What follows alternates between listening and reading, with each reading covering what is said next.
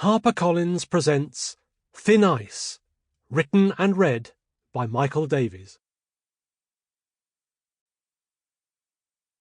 I am persuaded that the people of the world have no grievances one against the other. The hopes and desires of a man who tills the soil are about the same whether he lives on the banks of the Colorado or on the banks of the Danube. Lyndon B. Johnson.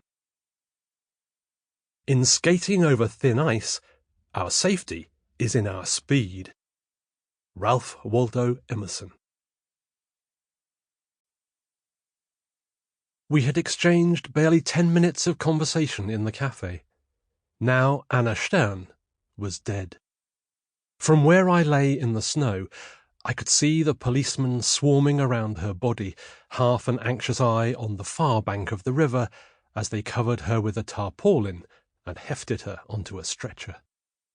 Some strands of vivid red hair poked out from under the canvas, and one arm hung limply to the side, her bright yellow windcheater smeared with mud. The clash of vibrant colours had been impossible to miss when she strolled into the cafe, and had been just as my informant described. Here, under the watery winter sun, I didn't need binoculars to confirm her identity. There was no mistaking her then, and there was no mistaking her now, even on such short acquaintance. I wondered how Anna Stern had wound up dead beside the freezing shallows of the Danube less than 24 hours after meeting me. More selfishly, but more alarmingly, I wondered if the two things were connected. 4 officers took a corner of the stretcher each, and, glancing warily behind them, carried Anna's body up the short slope towards the tree line. The front pair hoisted their load onto the bank, about 3 feet higher than the pebbled foreshore, where another 2 policemen grabbed the handles and pulled. As Anna Stern disappeared into the darkness of the little wood, I felt a shiver run down my spine. A few nervous officers swept the pebbles for any vestiges of evidence before clambering after their colleagues into the safety of the trees. From my first arrival on a spit 100 yards to the north, it had taken less than 3 minutes for the scene to be cleared. Aside from some disturbed snow that could easily have been caused by wild animals, it looked as if no one had ever been there. I switched my attention to the opposite side, where heavy fortifications along the river's edge prevented any living creature from making it to the water.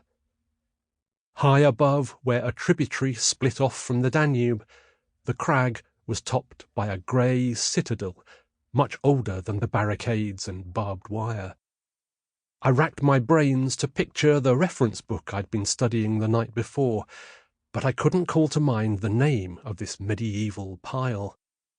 I picked out its most unusual feature, however, a tiny stone watchtower perched on a crag of its own, the subject of countless myths across the centuries about imprisoned maidens and the like.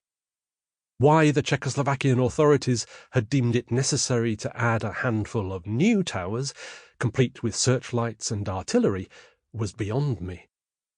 For some reason, their Soviet masters didn't trust the build quality of the original stonemasons. Never mind that the fortress had stood for 700 years unconquered. Then I reminded myself that this was a different mentality altogether. The modern monstrosities were there to keep people in, not out. I glanced at my watch and decided to give myself at least 30 minutes before trying to move. Almost immediately I adjusted my plan as a shard of ice under my belly melted into chilling wetness that penetrated the outer layers on my torso and numbed the skin on my chest. There was no way I was going to be able to stand another half hour of this, even with the sun beating down on my back. I knew that once my protective clothing had been breached, I would feel the cold much more quickly, and I didn't want to sink into hypothermia. I'd be willing to risk a Czech sniper rather than freeze to death. I gave it 5 more minutes. Sample complete. Ready to continue?